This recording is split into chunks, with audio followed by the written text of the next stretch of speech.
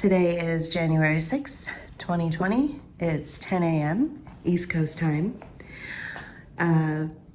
According to my husband, it is also the day of Epiphany. He grew up Catholic, although he doesn't practice anymore. He does every once in a while drop these little tidbits of information about the Catholic faith. I grew up Protestant, and I'm Presbyterian, so and I'm sure that somewhere in the Presbyterian faith that we also talk about Epiphany, but it just didn't resonate with me. But today is the day of Epiphany, which I guess officially denotes the last day of the season. And I thought that it was really telling that the day of Epiphany is also the day that everybody is officially descending on DC. Sometimes these things are done on purpose, you know. We all kind of thought it was very interesting when the day that we witnessed on TV, at least, the planes hitting the towers in New York took place on 9/11. Somebody said, and the rumor mill definitely caught on quickly with this one, that, you know, the powers that be had assumed our 911 emergency number would be flooded with calls. So they chose 9/11 on purpose. You know, these things sometimes just are coincidental, and sometimes they are rehearsed, and sometimes they're planned. So what I'm doing right now is I am recording for posterity. Recently, my very good friend in Chicago sent over a series of recordings that were gathered and then placed on YouTube, and those recordings were of Bill Hicks leaving his home of 4 years, which was New York. He had been living in New York for 4 or 5 years or something, and he was traveling to Arkansas to pick up his truck. He traveled by car, and he recorded his thoughts and feelings as he was traveling along. And I thought, you know, in this day and age when connection is so hard and also so imperative, I think just checking in with people's thoughts and people's ideas and opinions about things are just as important as gathering facts, cold hard facts about, you know, what's going on, and, you know, sharing all of these facts around social media, and, you know, being keyboard warriors, and, you know, standing your ground and all that stuff. Sometimes you just need to hear a real voice in the midst of all this clatter and all this chatter that, you know, the voice may not be right, it may not be wrong, it just is. So I just have a few thoughts that I wanted to share. And I thought, well, I may as well do it Bill Hicks style and kind of free form it and not curate it.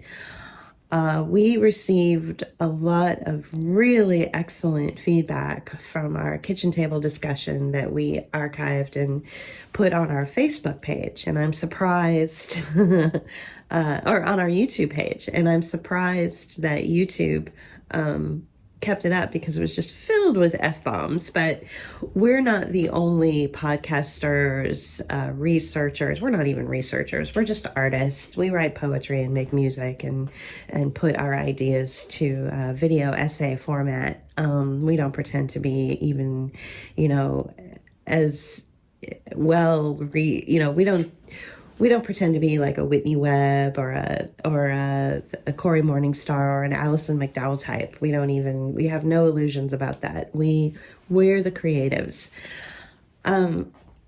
So I was surprised that YouTube kept it up there for as long as they have, and haven't deleted our channel yet.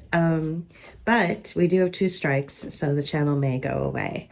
But we are very proud of our new website. We have just captured a domain name, which is a .art domain. So we're really excited about that. So we will be known as bookofhours.art.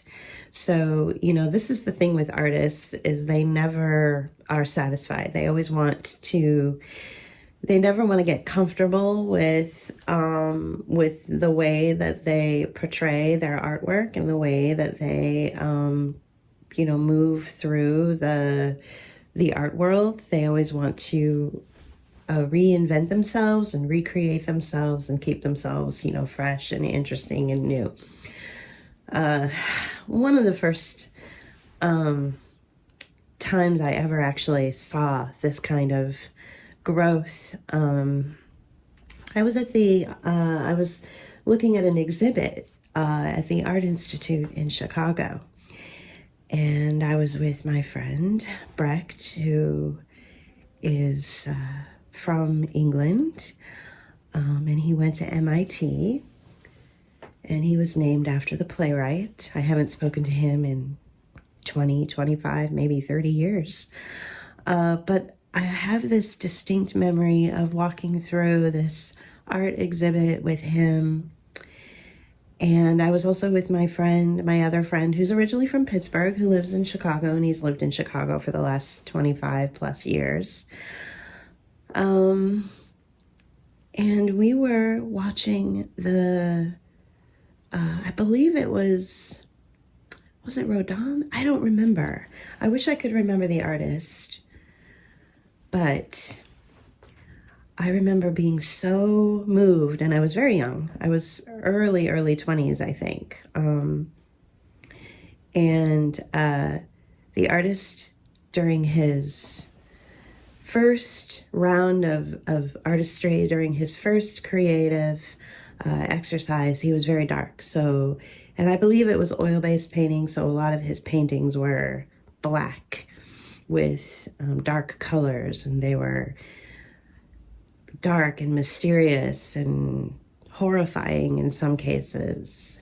And he was deeply troubled and, probably dealing with some political and personal and, who knows, financial, artists are never appreciated.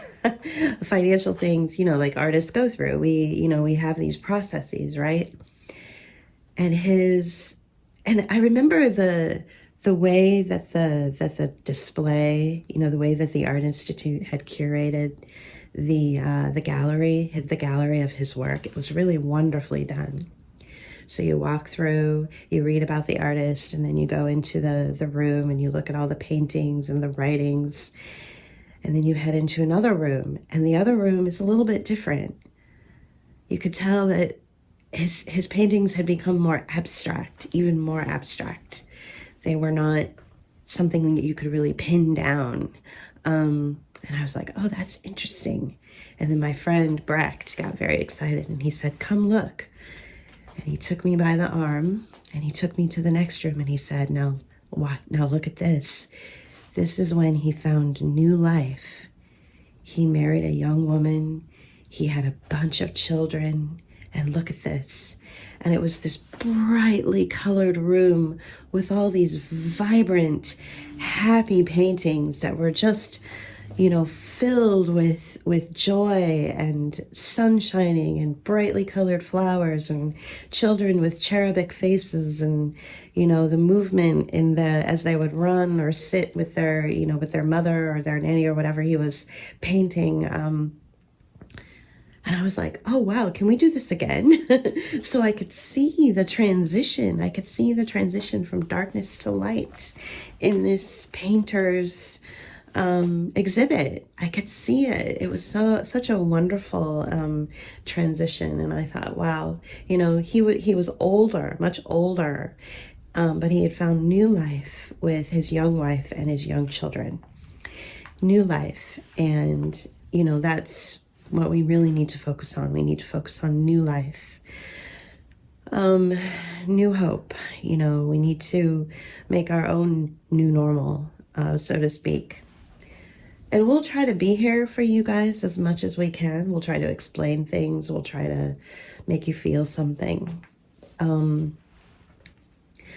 couple of just really interesting things that I wanted to bring up is Remember when we were told that the hospitals were overwhelmed and bursting at the seams with bodies and sick people, and it was just awful, and so they had to create these emergency tents right outside of the hospitals, and you would drive by and you would see these, you would drive by a medical center or you would drive by a hospital and you would see these triage tents that were that were installed, and they were put up. And you would think to yourself, oh, wow, I guess the hospitals are really at full capacity, and things are really bad that they actually have to do a triage center outside of the hospital, which is where you would go into a tent like you're in the army, or like you are in some kind of war zone. Oftentimes when countries are being bombed and their hospitals are affected, immediately what happens is they set up a triage tent outside of the hospital, because they know that injured people who've been injured by bombs or whatever, injured people will immediately go to their local hospital. And if their local hospital has either been bombed out or has lost electricity or has been emptied for some reason, because maybe it's a danger, the system will set up, the staff, the administrators, the doctors, everybody, the people that are in charge of the hospital will set up a triage center outside of it, and that triage center might run on generators and things like that. So that's what living in a sort of a war zone looks like. If you ever watched the TV show MASH, it's, I am younger. Like, I never watched the show when it was fully, when it was like brand new, when it was showing new episodes every day. I guess I watched it like later when it was in syndication, and I didn't watch very much of it. But the whole concept of the show was this, the personalities of the people that ran these triage centers in a war zone. Medical Army Service Headquarters is, I think, what it stands for. So it's called MASH. So one thing about these things that we, these triage centers or these tents that we were seeing outside of hospitals, there's a few things that we know. First of all, we know for a fact that the hospitals were not overrun. They were not at full capacity. There were not bodies lying on the floor. There were not dead bodies piling up on gurneys. We know this to be a fact. I know people personally who had to go in for to take care of a, just a typical injury or a typical problem. And they, it wasn't anything to do with COVID. And I asked her specifically, I texted her and I said, so it was the hospital like crowded and overrun with bodies? And she's like, no, it was a dead zone. There was nobody here. So what's happened is, the narrative is that the hospitals were overrun, and we know for a fact that they weren't. So we have counteracted that narrative with the truth. Okay, so we can be proud of ourselves for that. But it doesn't end there. So what happened with the hospitals is they were defunded, and all of the money then that they would normally get to run their various departments were then funneled into this COVID umbrella. And in order to continue to receive funding so that nurses could get paid and people could maintain their positions, not because they were needed, but because they just wanted to seem like they were needed and they needed to justify their paychecks. So the administrators accepted the COVID funding so that they could continue to pay the nurses, so that it could seem like the hospitals were overrun and overcapacitated and filled with, sick people and COVID people and all this. So they received the COVID funding, and one of the stipulations in the COVID funding is to set up triage units outside of the hospital, again, to make you think that the hospitals are overrun, so they have to set up this emergency system right outside of the hospital. so that, this narrative and this story about hospitals being overrun and fully, bursting at the seams with dead people and all this, they want you to continue to think that. But if you even went to these triage units and you went to these tents, you would see that there was nobody being treated even in the tents. Because this is what's called an impact service, or a pay for performance contract. And there is no illusions about what these terms mean. When you think of pay for performance, it literally is what it means. It means you will perform for me and I will pay for you to perform. So perform for me and I will pay for you. I will pay you.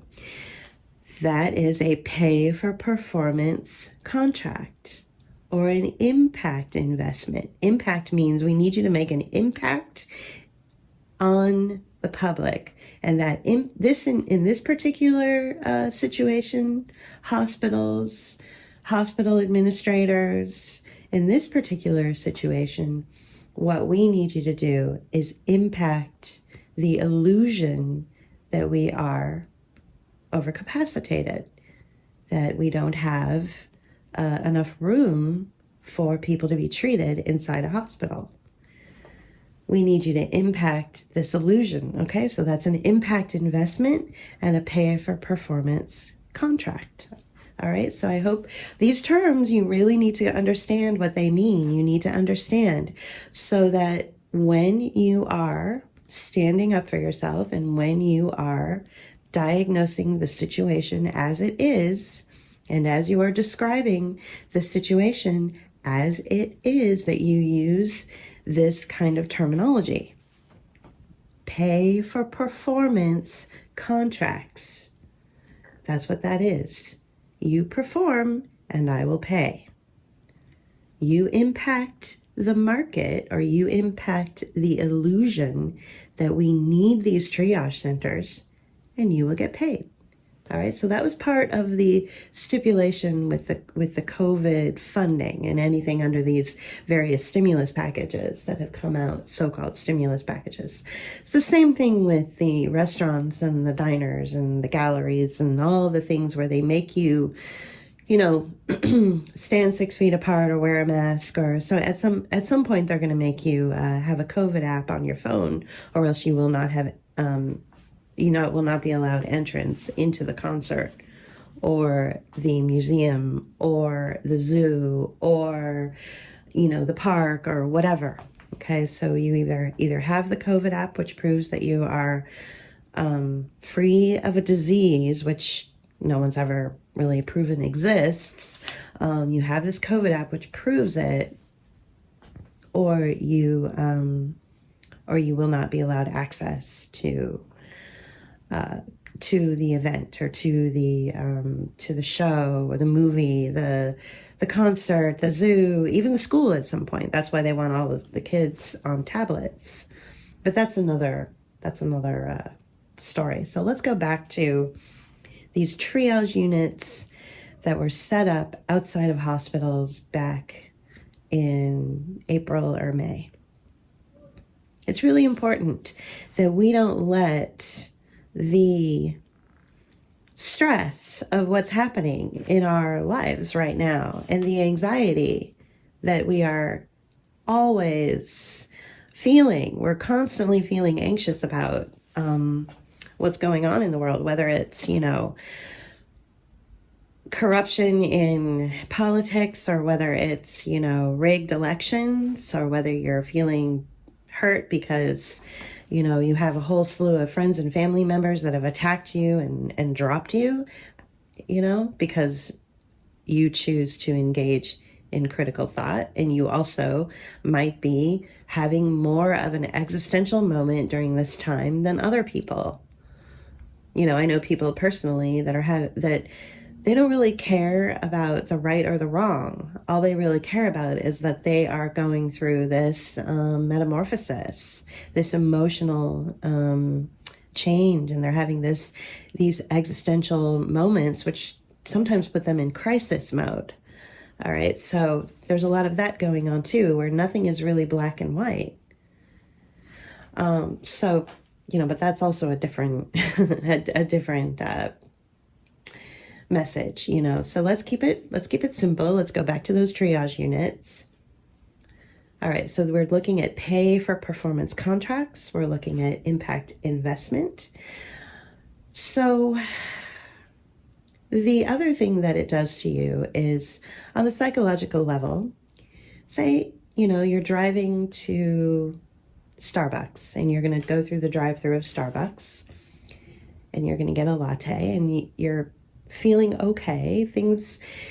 COVID sucks and, the age of COVID sucks and, living in a national emergency sucks, but you can still get your latte. You can still have a fairly normal life. You just throw on a mask to go and do whatever it is you want to do. And, you'll get the vaccine and everything will be fine. And you're not too worried about it. And you drive up to Starbucks. And as you drive to Starbucks, you pass a medical center and you see the triage, the tents that are set up outside of the medical center. And you go, oh, yeah, well, that makes sense. I've been hearing all about how hospitals are at capacity and medical centers are, at capacity. So, having a triage center out in front makes sense. And you think, that's good. I'm glad that they're doing that. And you go about your life. And then a few months later, your favorite restaurant suddenly has the same kind of triage center outside of the restaurant. And you go, and what is your reaction to that? Well, your reaction is, okay, well, that makes sense because, the hospitals did it. So now it makes sense that the restaurants are doing it. So you can't go into the restaurants anymore because, not because they're at full capacity, but because they're dangerous. And it makes total sense to, sit inside a tent. So, but your brain, your mind will justify these kind of outlandish, absurd images that you're being pummeled with, and that you don't really have any recourse to defend yourself against the images.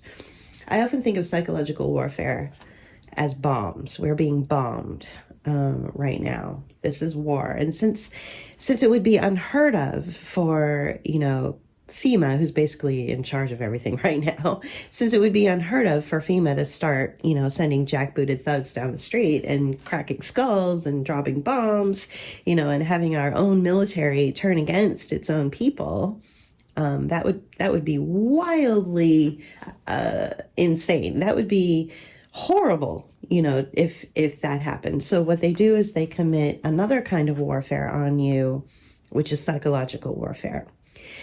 So you're driving along and you see the FEMA tents, or you see the triage tents, or you see the impact investments, or the pay for performance contracts in the form of tents and triage centers. You see them outside the hospital.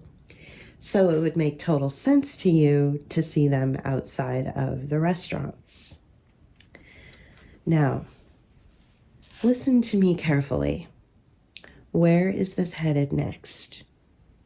What will be the next thing that you justify in your mind that you will be like, oh yeah, it makes sense. Yeah, it makes total sense. I need to leave my house,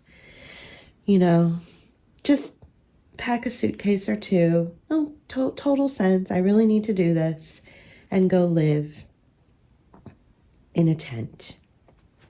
Go live in a triage unit. And I'll have a bracelet on my arm. It'll be really cool. It'll be something like a Fitbit, and it'll remind me that I need to take my 20-minute walk and that I need to take my 6-month vaccine and that I need to eat my, proper amount of vegetables. Does that sound right to you? Does that sound like something you could justify? Things are done in stages. Things are never done all in one moment, They're not going to detonate a bomb which causes mass destruction in your life. They're not going to do it all at once. They're going to do it incrementally.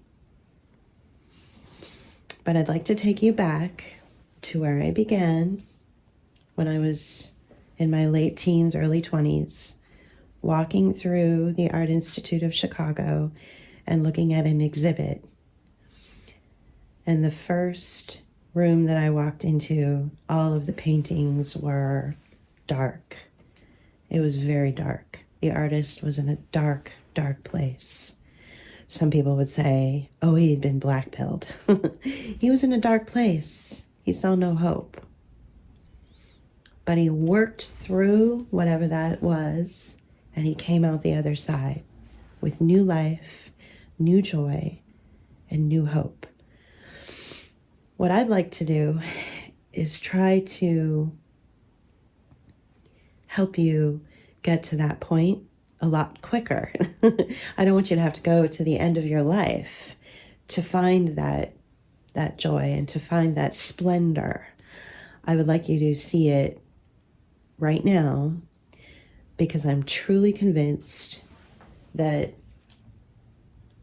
the thing that will make a difference in everyone's life is if people start respecting one another and people truly find their joy. It may sound hokey, but I think it might work. I don't think that you're going to be removed from your home and have to live in a tent, but I think the message is clear. They went from lying to us and telling us that the hospitals were at capacity, and so that's why they had to set up these tents outside the hospitals, which were also empty, so they were lying to us about that. Then they lied to us about the restaurants being, unsafe and unsanitary, so we had to eat outside and eat in tents outside of restaurants or wear a mask. So what is the next plausible, logical place that they're going to go with this idea of you don't get to be comfortable? You don't get to be treated like a human. I would say that it's now our private life and our home life.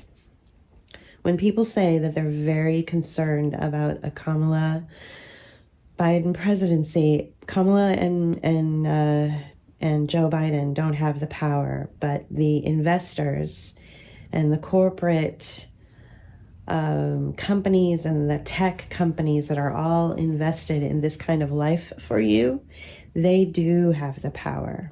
And they're writing the code right now. They're coding out your life.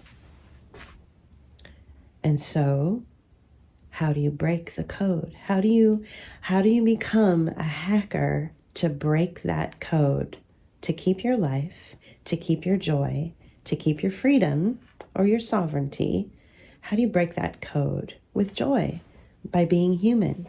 Be a human being. Break the code. You don't deserve to be treated for your injury or your cancer in a triage tent outside of a hospital. It needs to be inside a hospital in a nice environment where you feel comfortable and you're treated with respect. You don't deserve to sit outside of that restaurant you've gone to your whole life that you love so much. You don't deserve to sit in a tent in a parking lot outside of it. You're a human being. You're paying for a service. You deserve to have joy. You deserve to walk into that restaurant without a mask on, sit down like a normal human being, laugh with your friends and family. You deserve that. I think that there has been a steady message that's been sent to a large portion of the United States citizens that say that they don't deserve good things, that they don't deserve to be treated like human beings. I see this kind of behavior on a microscopic level in families where you've got parents telling kids, you don't deserve this or that because you didn't work hard enough, or you didn't turn out to be the person that I wanted you to be. I see it happening in schools where, instructors or teachers or professors tell their students that they don't deserve to get a passing grade or to be treated with respect. I see it in the workforce. I saw it in the corporate world, of course, and it was very cold and very disconnected. One minute you are hired and earning a paycheck and making your way through life and carving out a career for yourself, and the next minute you are fired with no explanation. Well, why am I fired? We don't have to tell you why. You don't deserve an explanation.